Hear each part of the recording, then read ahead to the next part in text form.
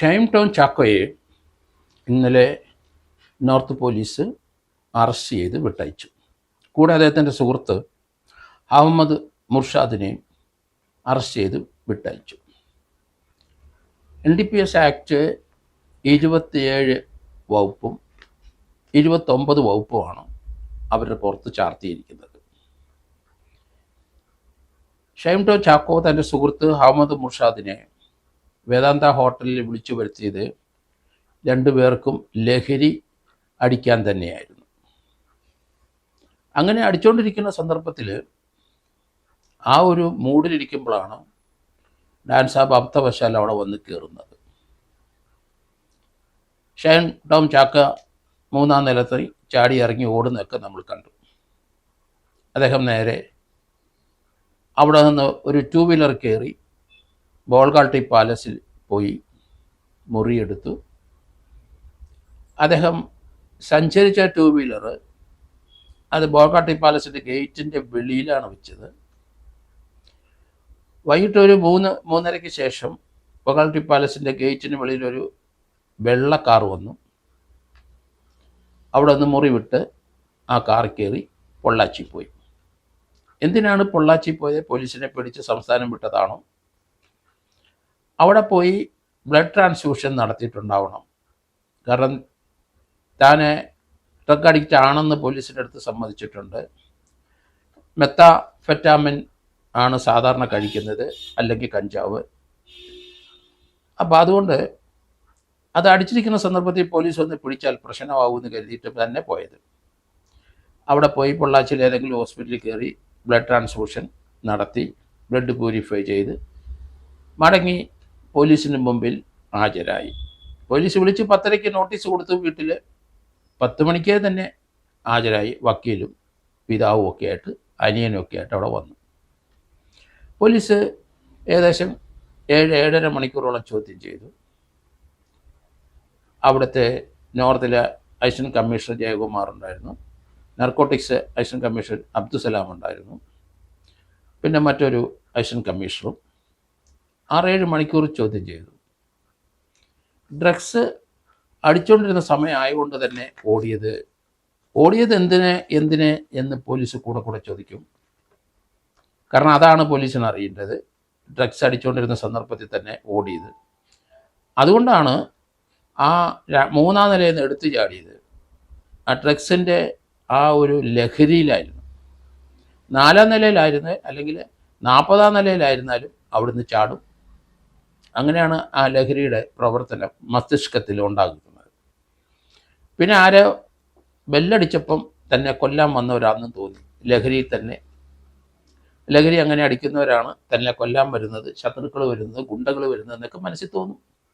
അങ്ങനെയാണ് ആ ജനലിൽ കൂടെ എടുത്ത് ചാടി ഓടിപ്പോയത്. അപ്പം പോലീസ് ചോദ്യം ചെയ്തപ്പം ലഹരി അടിച്ചിട്ടില്ല എന്നാണ് പറഞ്ഞത്. ലഹരി ഒരു കൺസ്യൂമബിൾ എമൗണ്ട്, അല്ലെങ്കിൽ സ്വന്തം ഒരു നേരത്തെ ആവശ്യത്തിന് ഉപയോഗിക്കുന്ന ഒരാൾ കൈവശം വെച്ചാൽ അത് ഒരു പെറ്റി കേസിൻ്റെ സ്വഭാവമേ ഉള്ളൂ. ഒരു 500 രൂപ 1000 രൂപ പിഴ, ജാമ്യം കൊടുക്കാം പോലീസ് സ്റ്റേഷന്. അത് തന്നെ സെക്ഷൻ NDPS 27 അനുസരിച്ച് ജാമ്യം കൊടുത്തു. തെളിവ് നശിപ്പിക്കാനായിട്ടൊക്കെ ഇയാൾ ശ്രമിച്ചു എന്ന് പോലീസ് പറയുന്നുണ്ട്. അതിലേക്ക് പോലീസിന് എവിഡൻസ് എടുക്കണം. താൻ ലഹരിയുടെ ഒരു മൂഡിലായിരുന്നു എന്നുള്ള തെളിവ് നശിപ്പിച്ചിട്ടാണ് തിരിച്ച് പോലീസിൽ വന്നത്. 2-3 ദിവസം കഴിഞ്ഞിട്ടാണ് അപ്പിയർ ചെയ്തത്. എന്തായാലും NDPS ആക്ടിനകത്ത് ഒന്നിച്ചിരുന്ന് ലഹരി കഴിക്കുന്നത്, മറ്റൊരാളെ പ്രേരിപ്പിക്കുന്നതും കുറ്റകരമായതുകൊണ്ട് സെക്ഷൻ 29 അതും ബെയിലബിളാണ്. പക്ഷേ പോലീസ് 27A എന്ന വകുപ്പായിരുന്നു ഇടേണ്ടത്. അത് അടുത്ത ദിവസം ഇടുമെന്ന് ഞാൻ കരുതുന്നു. ഏതായാലും തിങ്കളാഴ്ച ആൾ വരും, നോട്ടീസ് കൊടുത്തിട്ടുണ്ട്. തിങ്കളാഴ്ച രാവിലെ. ചൊവ്വാഴ്ച വരാനായിട്ട് നോട്ടീസ് കൊടുത്തപ്പം തലേ ദിവസമേ വരാം എന്ന് വലിയ അനുസരണയുള്ളൊരു കുട്ടിയെ പോലെ പറഞ്ഞിരിക്കുന്നു. പോലീസ് സമ്മതിച്ചു, തലേദിവസം 10 മണിക്ക്. ഏതായാലും ഇനി വക്കീലന്മാരും ഒക്കെ ആയിട്ടുള്ള കൺസൾട്ടേഷനൊക്കെ നടക്കുമല്ലോ. വരാനുള്ള സാധ്യത വളരെ കുറവായിട്ടാണ് എനിക്ക് തോന്നുന്നത്. കാരണം വരുന്ന അപകടകരമാണ്. 27A NDPS ആക്ട് പ്രയോഗിക്കാൻ സാധ്യതയുണ്ട്. അത് നോൺ ബെയിലബിളാണ്. 10 വർഷം വരെ ശിക്ഷിക്കാം. 10 മുകളിലോട്ട് 20 വർഷം വരെ ശിക്ഷിക്കാം. ഒരു ഡ്രഗ് ട്രാഫിക്കിന് അനധികൃതമായി ഡ്രഗ് കച്ചവടക്കാർക്കോ ഡ്രഗ്സ് അതുമായിട്ട് ബന്ധപ്പെട്ട് ഫൈനാൻസ് ചെയ്യുക, അതാണ് ആ വകുപ്പ്. 27A.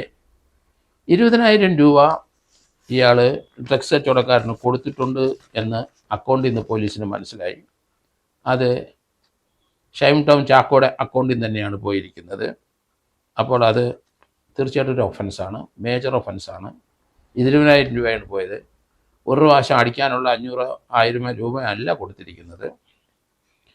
ഏതായാലും അത് അടുത്ത ദിവസം വരുമ്പം പോലീസ് അതേപ്പറ്റി ചോദിക്കും. പോലീസിൻ്റെ അടുത്ത് കള്ളം പറഞ്ഞിട്ടുണ്ടോ ഇല്ലയോ എന്നുള്ളതാണ് അടുത്ത പ്രശ്നം. കള്ളം പറഞ്ഞിട്ടുണ്ടെങ്കിൽ അടുത്ത വകുപ്പുകളും പോലീസ് പ്രയോഗിക്കേണ്ടി വരും. കാരണം 238 അത് causing disappearance of evidence, giving false statement, അതൊക്കെ 238 വരും. 236 കള്ളമായിട്ട് മൊഴി കൊടുക്കുന്നത്. ഏതായാലും അയാളുടെ അക്കൗണ്ട് പരിശോധിച്ചപ്പം 1000, 2000, 5000 രൂപ വരെ പലർക്കുമായിട്ട് 14 ട്രാൻസാക്ഷൻ നടത്തിയിട്ടുണ്ട്. അത് ഡ്രഗ്സ് വാങ്ങിച്ചും കൊടുത്തതാണോ ഫ്രീ ആയിട്ട് കൊടുത്തതാണോ, ആ 14 ട്രാൻസാക്ഷനിലെ ആൾക്കാരെ പോലീസ് വിളിച്ചു വരുത്തണം. ആരാണ് അവർക്ക് എന്താണ് ബിസിനസ്, ഡ്രഗ് ബിസിനസ്സുകാരാണോ ആണെങ്കിൽ അവരെ അറസ്റ്റ് ചെയ്യണം. ഇയാളുടെ ഒപ്പം ഇയാൾ മൊബൈൽ ഫോൺ 3 എണ്ണമാണ് ഉപയോഗിക്കുന്നത്, ഒരെണ്ണം മാത്രമേ കൊണ്ടുവന്നുള്ളൂ. മറ്റേത് ഇന്ത്യയിൽ 2 എണ്ണം ഉണ്ട്, അത് ഇന്ത്യ കൊണ്ടുവരാത്ത അത് മറന്നുപോയി എന്നാണ് പറഞ്ഞത്. ഏതായാലും അങ്ങനെയുള്ള ഉത്തരങ്ങളാണ് പലപ്പോഴും കൊടുക്കുന്നത്. ഈ 2000 മുതൽ 5000 രൂപ കൊടുത്ത 14 ട്രാൻസാക്ഷൻ്റെ ആൾക്കാരുടെ അഡ്രസ്സുമായുള്ള ജോലിയും അവരെ ഈ ഡ്രഗ്സ് കച്ചവടവുമായിട്ട് ബന്ധപ്പെട്ടിരിക്കാനുള്ള സാധ്യത വളരെ കൂടുതലാണ്. എന്തായാലും പോലീസ് തിങ്കളാഴ്ച കുറച്ച് ഡീറ്റെയിൽസ് കൂടെ ഇവർ കളക്ട് ചെയ്തിട്ട് അതിൻ്റെ ബേസിലായിരിക്കും ചോദിക്കുന്നത്. കാരണം ഇനി വലിയ 2-3 ഇടപാടുകളുണ്ട്. ആലപ്പുഴയിലെ തസ്ലിമ സുൽത്താന, അവർ കണ്ണൂർകാരിയാണ്, ഡ്രഗ്സ് വിൽപ്പനക്കാരിയാണ്, ഹോൾസെയിൽ വിൽപ്പനക്കാരിയാണ്. അവർ രഹസ്യമായിട്ട് ഇയാൾക്ക് ഡ്രഗ്സ് കൊണ്ടുവന്നു, ഡെലിവറി ചെയ്യാൻ നേരത്ത് എക്സൈസ് പിടിച്ചു. അതിൻ്റെ പണം എങ്ങനെ കൊടുത്തു, എത്ര കൈമറിഞ്ഞിട്ടാണ് അവർക്ക് എത്തിയത്, ഡയറക്റ്റ് ട്രാൻസാക്ഷൻ കാണാൻ സാധ്യത വളരെ കുറവാണ്. ഡിജിറ്റലായിട്ടുള്ള അക്കൗണ്ട് പലതിൽ കൂടെയും ട്രാൻസ്ഫർ ചെയ്ത് വന്നിരിക്കാം. വലിയ എമൗണ്ടാണ്. പണം കിട്ടിയെങ്കിൽ മാത്രമേ തസ്ലിമ അവർ പറയുന്ന സ്ഥലത്ത് വന്ന് ആ സാധനം കളക്ട് ചെയ്യാം. കാരണം കച്ചവടത്തിൽ വളരെ കൃത്യത പാലിക്കുന്ന ഒരു സ്ത്രീയാണ് തസ്ലിമ. പൈസ നമുക്ക് ധൈര്യമായിട്ട് അങ്ങോട്ട് കൊടുക്കാം, സാധനം വരും. പക്ഷേ സാധനം നമ്മൾ കണക്ട് ചെയ്യാം. പൈസ അയച്ചു കഴിഞ്ഞാൽ എത്ര ദിവസത്തിനകം നിങ്ങൾക്ക് സാധനം നിങ്ങൾക്ക് ആവശ്യമുള്ള ക്വാണ്ടിറ്റി തരും. പക്ഷേ അവർ പറയുന്ന സ്ഥലത്ത്, സേഫായിട്ടുള്ള സ്ഥലത്ത് അവർ പറയും അവിടെ പെട്ടെന്ന് വന്ന് കളക്ട് ചെയ്തുകൊണ്ട് മടങ്ങണം. അങ്ങനെ മടങ്ങാനായിട്ട് ആലപ്പുഴ പ്രതീക്ഷിച്ചിരിക്കുമ്പോഴാണ് അവിടെ പിടി വീണത്. എക്സൈസ് ഡിപ്പാർട്ട്മെൻറ്റിൻ്റെ എക്സൈസിലൊരു ഇൻസ്പെക്ടറാണ് അത് ട്രാക്ക് ചെയ്തത്. ആ കേസ് പിന്നെ ഫർദറായിട്ടുള്ള പ്രോഗ്രസിനെ പറ്റി ഒന്നും കണ്ടില്ല. അതുകൊണ്ട് ആ case Kerala police take over ചെയ്യണം എന്ന് ഞാൻ പറഞ്ഞുകൊണ്ടിരിക്കുന്നതിൻ്റെ കാരണം അതാണ്. കാരണം അത് വലിയ ക്വാണ്ടിറ്റിയാണ്. ആ വലിയ ക്വാണ്ടിറ്റി ഇയാൾ ഓർഡർ ചെയ്തിട്ടുണ്ടെങ്കിൽ തീർച്ചയായിട്ടും ഇയാൾ 10-20 വർഷം ഷൈം ടൗൺ ചാക്കോയും സുഹൃത്തുക്കളും അകത്ത് കിടക്കേണ്ടി വരും. കാരണം സമൂഹത്തിനത് വളരെ ആവശ്യമായ ഒരു ഘടകമാണ്. നമ്മുടെ കുട്ടികൾ മുഴുവൻ ഇയാളെ ഫോളോ അപ്പ് ചെയ്യും. കാരണം സിനിമാ താരമാണ്, ഇയാൾ ഒത്തിരി സിനിമയിൽ അഭിനയിക്കുന്നുണ്ട്.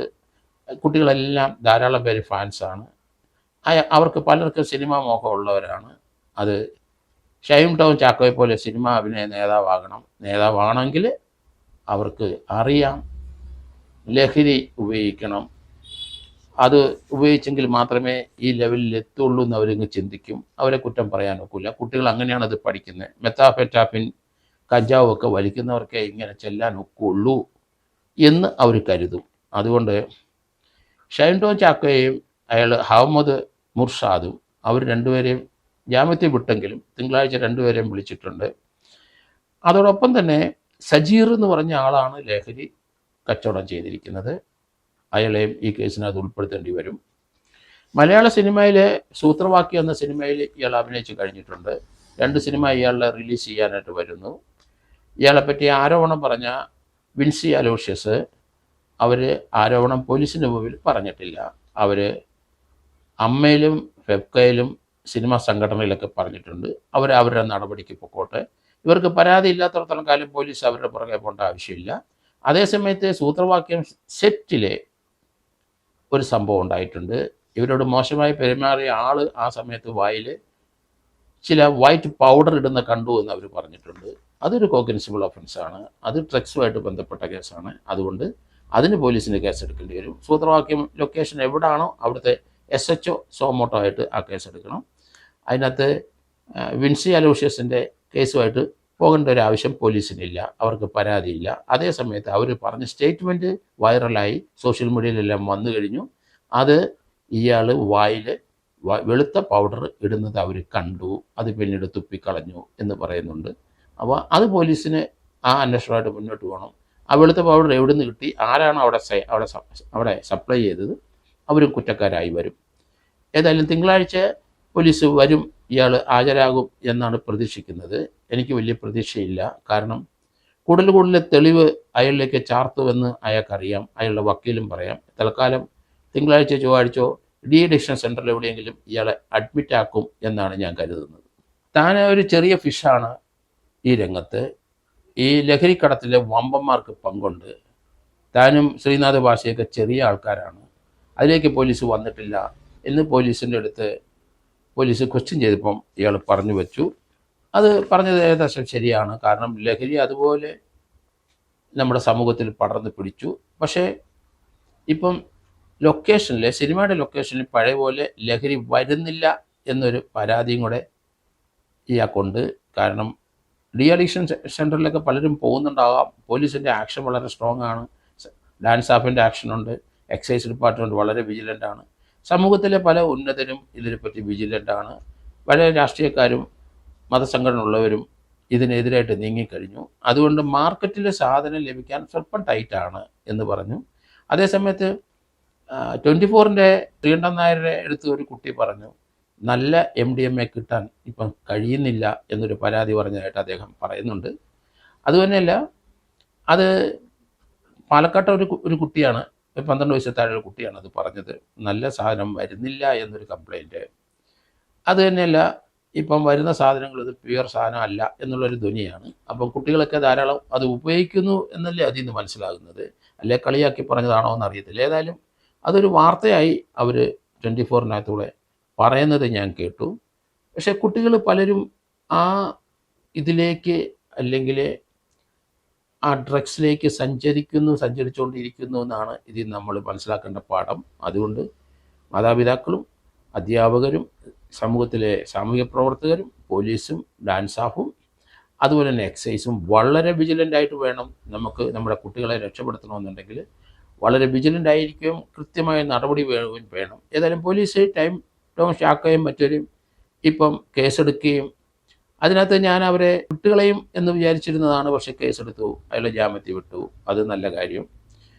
അതിന് അയാൾ ഡ്രഗ് അഡിക്റ്റ് ആണ് എന്ന് എസ്റ്റാബ്ലിഷ് ചെയ്യേണ്ട ഒരു അറസ്റ്റ് അനിവാര്യമായിരുന്നു. അതെന്തായാലും എറണാകുളം അവിടുത്തെ ആക്ഷൻ കമ്മീഷണർ ജയകുമാറും അബ്ദുസലാമും ഒക്കെ ആ അറസ്റ്റ് എഫക്റ്റ് ചെയ്തത് നല്ല കാര്യം. അതുകൊണ്ട് ഇയാളുടെ ഹെയർ, ഇയാളുടെ നഖം, ഇയാളുടെ ബ്ലഡ്, അതുപോലെ ഇയാളുടെ ഫിംഗർ പ്രിൻ്റ്, ഇതെല്ലാം ഒരു അറസ്റ്റോടുകൂടി പോലീസിന് എടുക്കാൻ കഴിയും. അപ്പോൾ അത് എല്ലാം എടുത്തു കഴിഞ്ഞിട്ടുണ്ട്. ഫസ്റ്റ് സ്റ്റെപ്പ് വളരെ സക്സസ്ഫുള്ളായിട്ട് പോലീസ് മുന്നോട്ട് വന്ന് എല്ലാ അഭിനന്ദനങ്ങളും പോലീസിനെ അറിയിക്കുന്നു ഞാൻ.